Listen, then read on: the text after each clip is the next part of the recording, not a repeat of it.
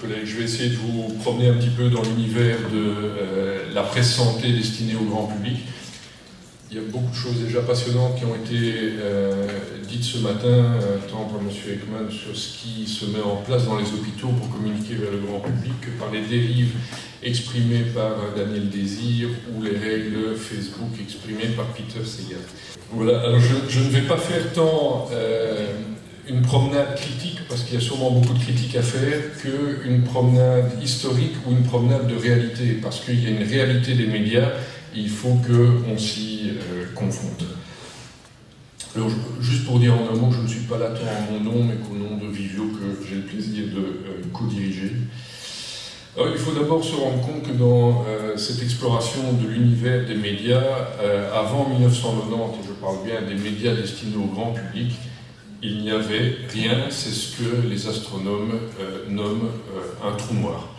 En d'autres termes, je crois qu'on pouvait globalement représenter la relation médecin-patient par ceci.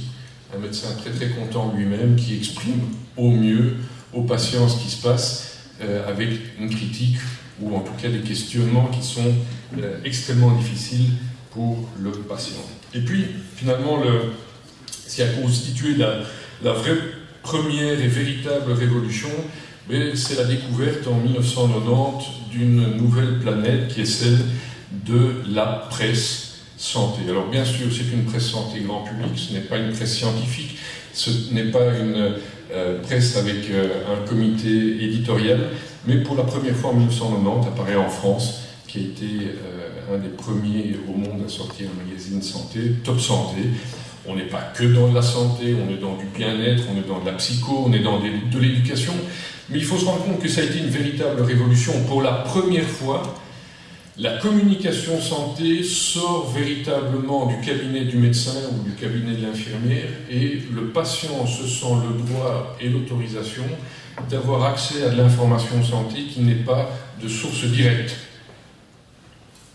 Évidemment, ça a été un énorme challenge pour les éditeurs, mais un véritable challenge, parce qu'on pourrait se dire, ok, personne finalement, avant d'être confronté à la maladie, n'est intéressé par l'information santé. Eh bien si, parce que des magazines comme Top Santé ou Good que vous en Belgique ont eu un succès énorme et ont fait la véritable fortune d'éditeurs en France et en Belgique.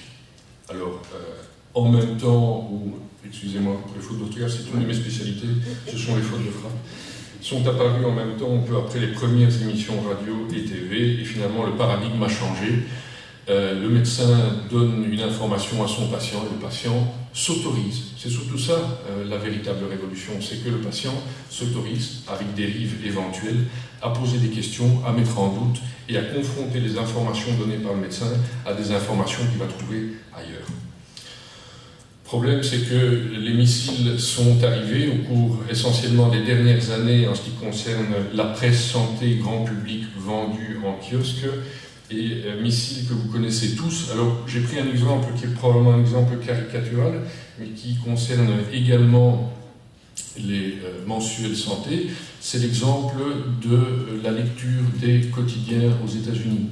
En 1972, 70% de la population lisait tous les jours un quotidien. En 2010, il n'était plus que 30%. En 2013, on est aux environs des 20%. Et cet abandon de la presse écrite, évidemment, entraîne avec lui toute une altération du système économique. Vous le vivez très très probablement autour de vous. Moi je suis assez effrayé, mais toutes les petites librairies de quartier qui existaient près de chez moi disparaissent les unes après les autres, et vous voyez qu'il y a eu un effritement du nombre de points de vente, c'est-à-dire de librairies entre 2005 et 2009-2010, et puis après ça un véritable effondrement. On est encore moins maintenant au premier trimestre 2013, on doit être à 4100, 4200, et c'est un mouvement qui va aller en s'accentuant. On vend moins de magazines, il y a moins de points de vente pour les vendre, et c'est évidemment un cercle vicieux. Alors ce cercle vicieux est accentué par le délitement du modèle économique, avec une véritable question: les supports papier payants, et en tout cas les magazines santé, mais aussi les quotidiens, ont-ils un avenir? Juste un chiffre supplémentaire, c'est la perte annuelle du nombre de pages publicitaires dans les magazines aux États-Unis. Attention, lisez bien ce graphique. Premier crash en 2001, il y a 15% de pages publicitaires en moins. Ensuite, on ne revient pas à la norme. C'est juste pour dire qu'on ne perd plus de pages. 2008, 20% de pages en moins. 2009, 30% de pages en moins. Autant dire que ce qu'on vit aujourd'hui, c'est un écrasement du modèle économique de la presse santé papier vendue, mais de la presse papier tout court. Alors, le print est en partie... Malheureusement, non, ça continue à diminuer. Attention, ce n'est pas une montée, hein. C'est un pourcentage d'évolution par rapport à l'année antérieure. Donc, quand on revient à zéro, c'est pas on revient au même chiffre qu'avant. Ça veut dire qu'on ne perd pas par rapport à l'année précédente. La question c'est, le print a-t-il un avenir? C'est une question que beaucoup d'éditeurs, dont Vivio, se posent, pour lequel on se pose la question. Et la réponse est sans aucun doute oui.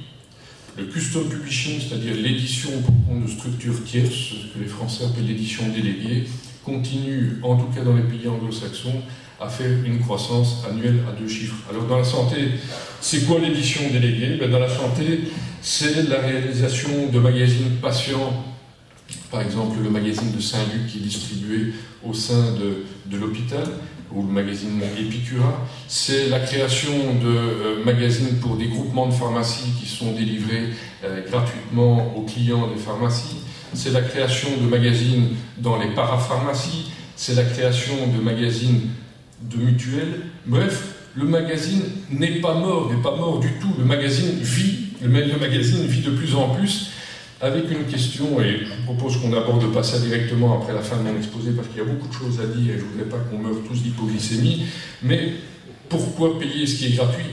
Et in fine, c'est le modèle, et ça rejoint la question que vous avez posée, c'est le modèle que la presse spécialisée, la presse professionnelle a compris depuis longtemps. On a compris depuis longtemps que les médecins, pour sortir 1 euro de leur poche, ont beaucoup de difficultés. C'est 1 euro qui est collé au fond de la poche. Et depuis longtemps, le modèle professionnel, le modèle destiné aux médecins est un modèle gratuit qui vit grâce à la publicité. Alors, découverte, je ne vous apprends rien, d'une planète absolument extraordinaire à partir de 1990. Enfin, 1990, personne n'utilisait le web, évidemment, il a fallu quelques années pour découvrir le web. Et avec Internet que j'ai représenté sous forme d'une planète, parce qu'il y a vraiment une spécificité dans la santé et le web grand public, et à côté de ça des satellites. Pourquoi la planète? Parce que ce qui s'est passé dans le web santé est quelque chose de totalement étonnant. Les éditeurs de presse santé sont passés complètement à côté du fait que Internet allait devenir très clairement le leader dans l'information santé vers le grand public. Et donc les gens qui, à l'heure actuelle, et depuis le départ, dominent le web dans le domaine de la santé, ce sont des pure players. Ce sont des gens qui se sont directement lancés dans le monde du web sans passer par la case magazine. Avec des chiffres que moi je continue à trouver absolument fascinants.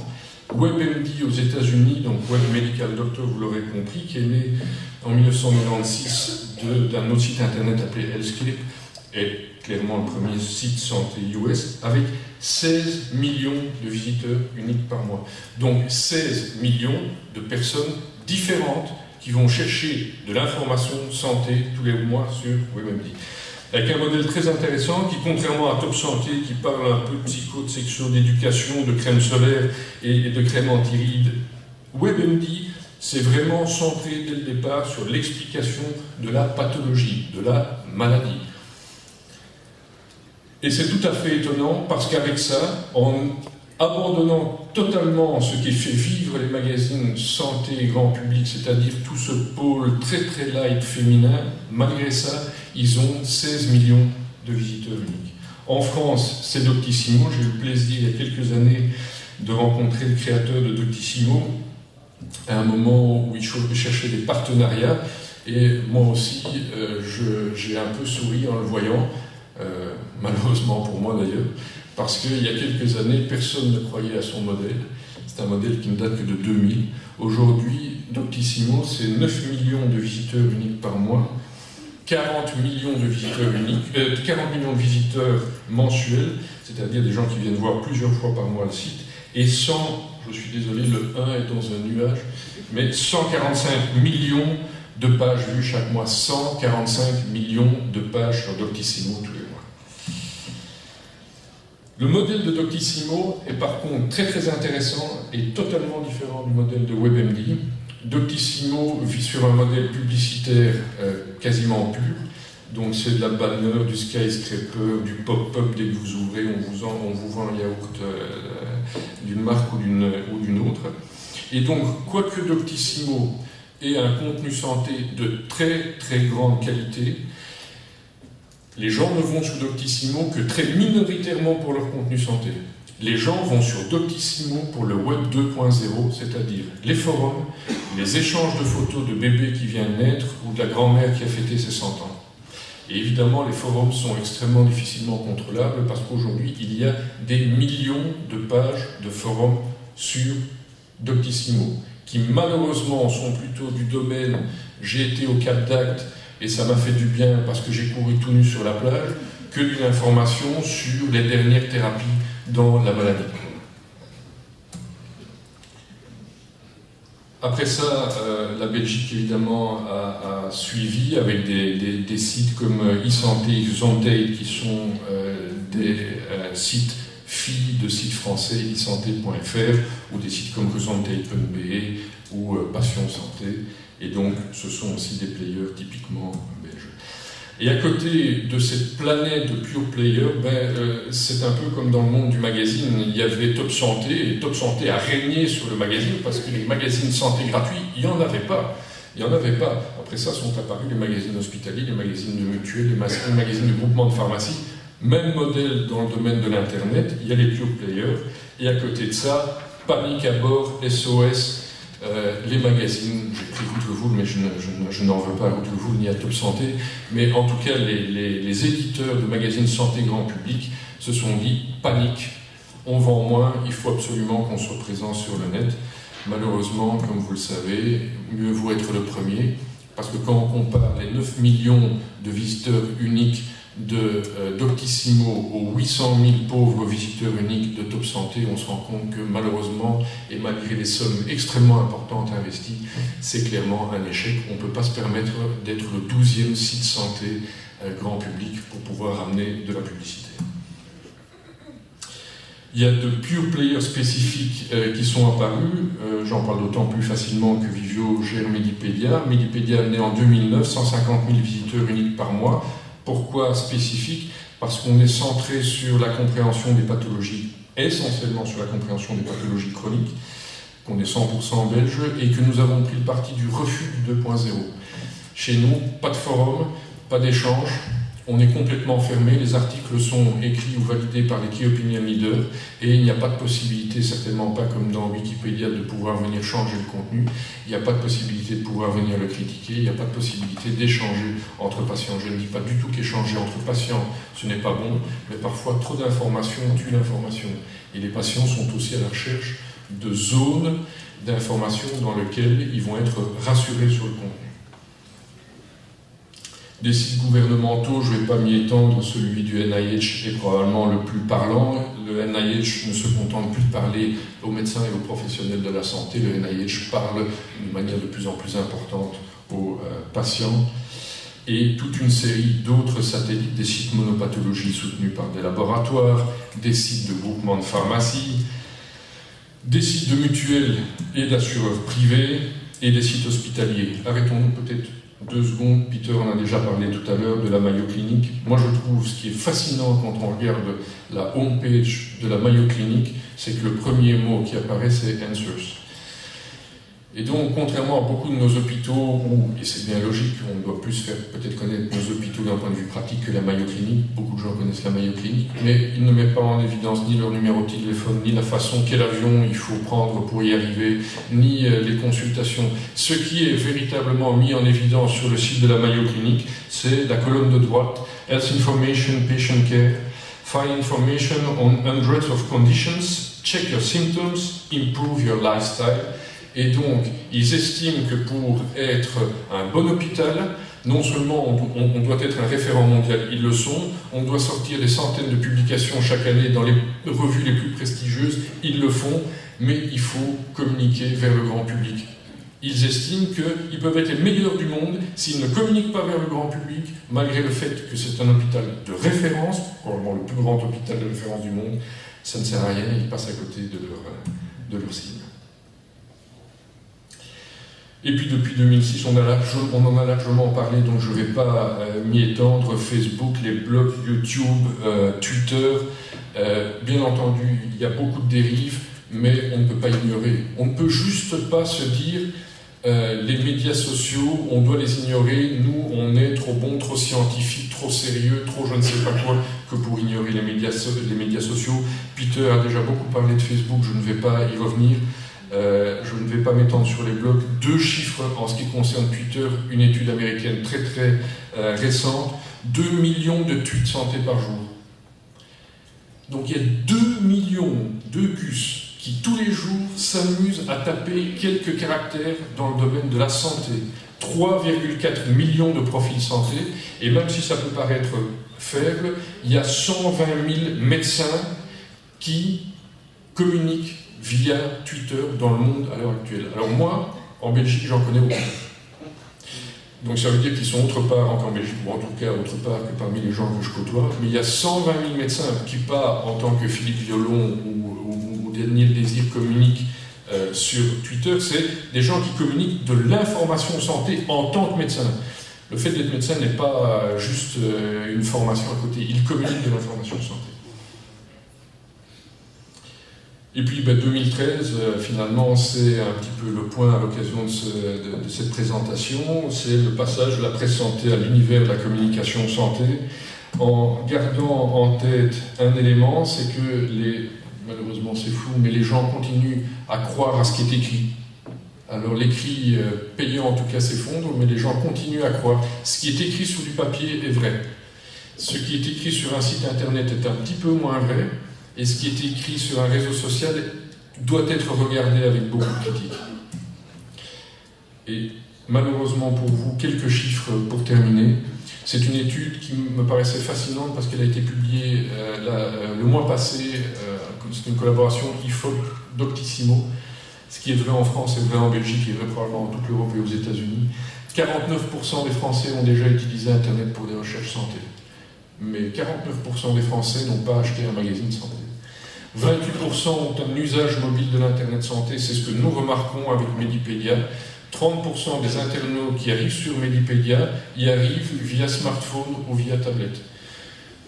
Et finalement, la raison est simple, je crois que c'est une utilisation immédiate. On sort de chez son médecin, on sort d'une réunion familiale où on a eu une information santé, on n'est pas encore rentré dans sa voiture, on va sur son smartphone et on va chercher à comprendre un petit peu plus loin ce qui vient d'être dit. Donc il ne faut absolument pas ignorer, même dans les structures hospitalières, l'utilisation du smartphone et de la tablette dans la construction des sites internet. Comme vous le savez, il y a maintenant une mode qui nous vient des États-Unis, qui est le responsive design, qui est le fait qu'il ne faut plus construire des sites internet, un pour la tablette, un autre pour le smartphone, un troisième pour l'écran. Ce sont des sites qui s'adaptent automatiquement au support, et je crois que c'est l'avenir. 33% ont déjà échangé au sujet de la santé sur Internet, et 58% de ces utilisateurs santé Internet estiment que ça ne parasite pas l'information santé, que ça ne parasite pas l'information que le médecin leur donne, mais que ça leur permet d'améliorer la relation médecin-patient. Donc il ne faut pas vivre, je crois, l'information santé venant d'Internet comme une information concurrente à ce qui est donné par le médecin, mais comme une information complémentaire. En ce qui concerne les maladies chroniques, c'est évidemment encore plus vrai. 42% des malades chroniques ne viennent pas une fois de temps en temps, mais cherchent de l'information santé 2 à 3 fois par semaine. Et ce que nous avons dans les hôpitaux, par définition, en neuro, en cardio, en endocrino, ce sont essentiellement des pathologies chroniques. 7 malades chroniques sur 10 ont discuté de cette information avec leur médecin. 67% ont un profil Facebook, ok, tout le monde s'en fout, mais ils ont un profil Facebook sur lequel ils donnent de l'information santé, qui peut être juste « aujourd'hui je me sens bien », ou qui peut être « j'ai découvert qu'il y avait un hôpital qui traitait ma pathologie de manière différente ». Et 50% utilisent les réseaux sociaux, et ça c'est très intéressant pour échanger entre pairs. Dans cette étude, il y a eu plusieurs questions, mais je ne vais pas dépasser mon timing, sur l'utilisation des réseaux sociaux. Et les réseaux sociaux étaient très peu utilisés pour communiquer avec les hôpitaux, ou pour communiquer avec le médecin, ou pour recevoir de l'information du médecin ou de l'hôpital. Par contre, les réseaux sociaux étaient clairement utilisés pour communiquer entre patients. Où va nous amener cette galaxie? Où va s'arrêter l'expansion de l'information santé? On n'en sait rien, mais en tout cas, on ne peut pas ignorer. Je crois que le but de cette courte présentation était de dire, mais comme ça a été très bien démontré ce matin, qu'il faut être proactif. Il ne faut pas faire comme les éditeurs santé de magazines en se disant c'est pas grave, c'est pas grave, c'est pas grave. Il faut, je crois, ça coûte, on l'a dit ce matin, ça coûte un peu d'argent.